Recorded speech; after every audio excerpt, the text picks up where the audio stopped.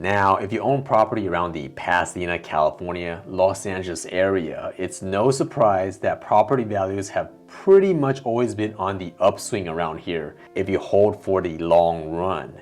If you buy around Pasadena and its surrounding neighborhoods, home values may increase hundreds of thousands to millions of dollars over your lifetime. But what happens to your property after you pass away? Joining us today, we have Pasadena-based real estate broker and inheritance specialist Thomas Phillips. Thomas specializes in buying, selling, and managing inheritance real estate. And he's going to be talking about some of the questions that you need to have answered if you currently own or are thinking about buying real estate so you can make the best decision for you and your loved ones when you're no longer around. But before we get started, if you're new to my channel, my name is Kevin Kuo, your Pasadena, Los Angeles real estate agent. And I'm here to provide value and information about living around the greater Pasadena, Los Angeles area. Whether you're looking to buy, sell, or just need someone to manage your current property, my partners and I would love to help achieve your real estate goals. You can contact me directly or book an appointment through the link in the description down below. And if you enjoy my content, please remember to like and subscribe to be notified anytime a new video comes out. So with that being said, let's begin. What is up, you guys? Welcome to the Living in Pasadena channel. This is your real estate agent, Kevin Kuo. I am here with my friend, Thomas Phillips. And Thomas, can you tell the audience a little bit about yourself, how you got into the inheritance real estate space? What's your background? Yeah, happy to. I started out in real estate back about 22 years ago.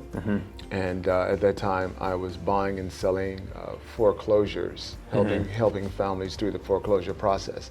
Right. And what really dawned on me early on was that a lot of people were either passing away, and because of that, family members were dealing with the loan being in foreclosure. Right. And so I saw that there was another way to help families with the foreclosure process as well as the probate process. A lot of families are just being stuck and losing their homes because they didn't know how to navigate the probate process. What exactly is probate? Right. Probate is essentially the process by which a person who passes away, their assets is then distributed through the court process. And that court process is called probate. Oh, I see. So when someone passes away, the process of like distributing or taking title for the next person to take title is called probate. That's correct. And let me go back and just qualify that a little bit. It's the person's asset that is not properly titled to their heirs. So usually a will, or having the property, their assets in a living trust, or title holding trust. There's various types of trusts. If a person who owns property passes away and they don't have it in one of those types of instruments, then it has to go through the court process, right, to be able to hand it over to the heirs. Right, because there's no way of determining who that's right. this property belongs to. That's right. What if you have two or three kids and they all say, hey, that property belongs to me. Right. Then the court needs to get involved. The court needs to get involved. Yeah. So that's why I try to encourage people to handle as much in terms of putting their affairs in order before they pass away, such as putting the property in a trust and having a will, so that your heirs would know who the property or assets would go to, and avoid having to go through the probate process through the court. Right. I mean, when I think of like inheritance, it's just, you write a will, my property goes to this kid, or this property goes to my spouse, and that's it. Why do people need to think about this? Well, for one thing, it simplifies who gets what once you pass on. It's not as complicated. If you lay it out in either a will and or a trust agreement, and that agreement pretty much says exactly what happens to the asset, and in this case, real estate. I say asset because it could be a car, it could be gems, it could be paintings. All right, like jewelry, and anything that's worth. Right? Okay. So in this case, we're talking real estate, so the asset would be real estate. Right. So You want to be able to, of course, maintain and preserve your family's legacy because of all the hard work it took to purchase the property and maintain it over the years. By having a will or having it in a trust, you're then able to pass it on to your heirs simply, without having to go to the court process. And passing it on to your heirs, it'll be less expensive. Actually, there is no cost. The only cost that a person would have would be to pay an attorney or a paralegal to put together the trust agreement for you and then do all the necessary paperwork. Whereas if you didn't have this, then it's going to be substantially more expensive. Substantially more to go through the process, and more complicated and more frustrating and aggravating for the heirs. All right, let's just say a single family house, and that is the only asset that's in the estate of a person who passed away. And let's just say the house is worth the day of the person who passed away, the day of their death. That's when the valuation is determined, and it's worth $500,000, and it's free and clear. And if that is not in a trust, and if there's no will, then it would go through the court process, and that could run you tens of thousands to be able to administer that through the court process. Tens of thousands of dollars, you know. And it'll take anywhere from 6 months to a year, so that the court can go through the entire process and have it distributed at the end of that. And that's what you're looking at. 6 months to a year for your heirs to actually. That's correct.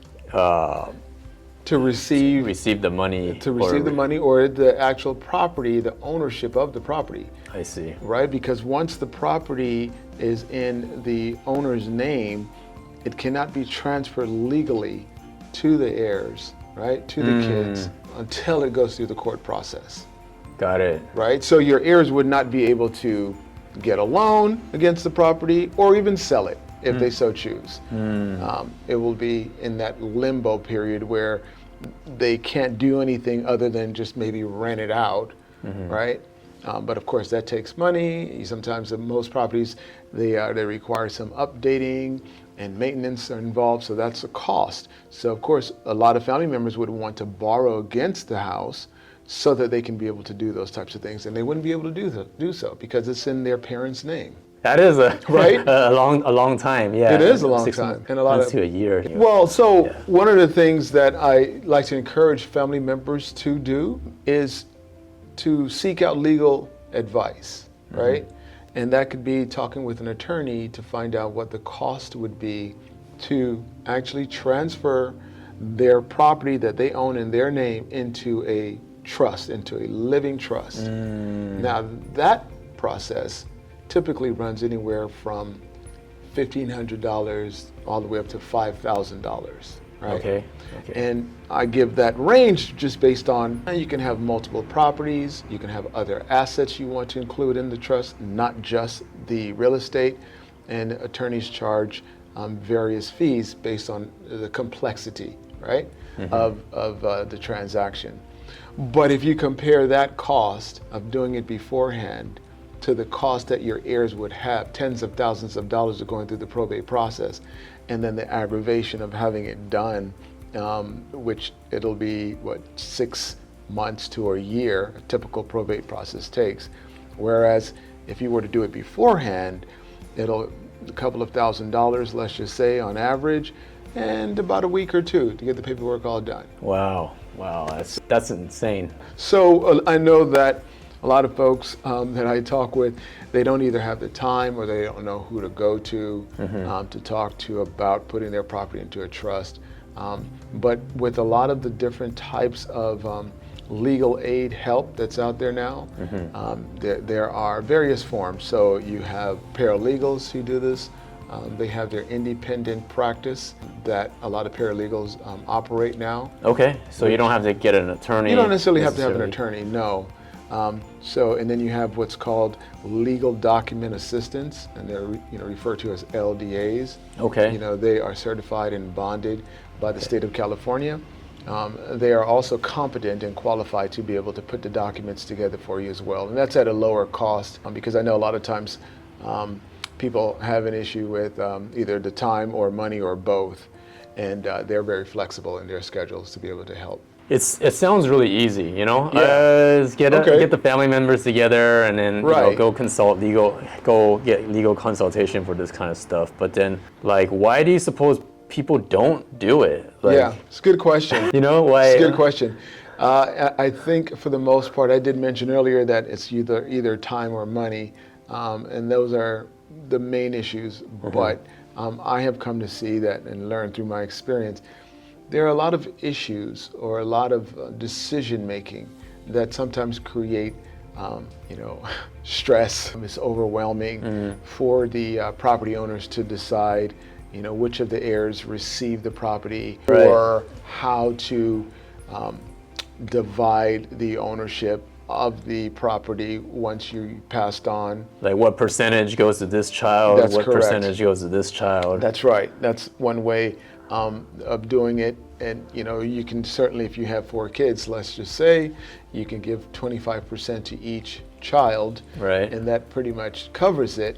However, sometimes when the heirs find out or know, they're only getting 25%, they may feel they should receive 50% as opposed to 25% ownership of the property. Right. And then when they own the properties need to be sold to to actually, get the cash, right? Correct. If you have 4 kids, Right. maybe one of them needs cash now, so Right. he'll want to sell it, Correct. whereas the other ones, Do want to not keep want it. to, and they want to keep it. Right. So in cases like that, Wow. there are solutions to where if one of the children want their share up front in the form of money, the other 3, using that example, could apply for a loan because again, the property would be in most cases free and clear, and ask for a loan to pay off or to obtain the money for one of their siblings, their 25% share Right. of the property. That's quite doable and that's possible. Right. But it does get complicated It does. if everyone doesn't get along. Right? Everybody doesn't get along, and yes, that's sometimes the case. It's much better when everybody gets along. Right. It's easier and simple. But yeah, sometimes there are some family dynamics and some issues that prevent it from happening smoothly. And so that's why some of these tools are in place, as having the living will to put in place, and or the living trust, I should say, as well as the will, to be able to make sure that everything is divided and shared according to the property owner's wishes. Right. With all these, legal services available now, do you see this industry like dying out, or do you see it like, increasing? Yeah, it's like, a good question. like- Not at all. I see it not dying out or tapering off, if you will. In fact, it's climbing. It's climbing. It is. It's climbing. So less people are preparing themselves for inheritance? Well, it's not so much that less people are preparing, it's just that the sheer volume, our population is aging, as we all see, and so the baby boomers are starting to pass on, right? And so that's the biggest population that we have of home ownership. And so because of those numbers, that's what this industry, this space, if you will, the inheritance and probate space, is increasing in terms of volume and in terms of activity, because again, a lot of the baby boomers are getting older, aging, and passing on, or going into nursing homes, nursing facilities, and they don't have the capacity to handle their business affairs anymore. Oh, I see. Right? Maybe they're physically or mentally not able to. That's right. That's correct. To create the trust and stuff like that. Right. Eesh. And so in a case like that, and again, I'm not an attorney, this is just based on my experience as a broker and a specialist in probate space and inheritance real estate. In a case where the homeowner lacks the capacity to handle their business affairs, the family members would need to go and consult a probate attorney who would be able to advise them on a conservatorship process, and that's under the probate court. Is that where like one of the heirs represents the person that can't That is correct. has dementia or That's right. can't sign for themselves? That's right. Oh, That's right. okay. So that would be under conservatorship. Conservative. Yeah, and that would be another okay. process to be able to do. Right. Yeah. Right. Well, if you guys have any questions regarding inheritance real estate, I'm gonna leave Thomas's info in the description down below. And like always, if you guys have any real estate related questions, feel free to give us a call. Thomas, thank you for coming on my show. I really appreciate your time, and I'm sure we'll talk again soon. Absolutely. I look forward to it, Kevin. All right. Thanks. Thank you.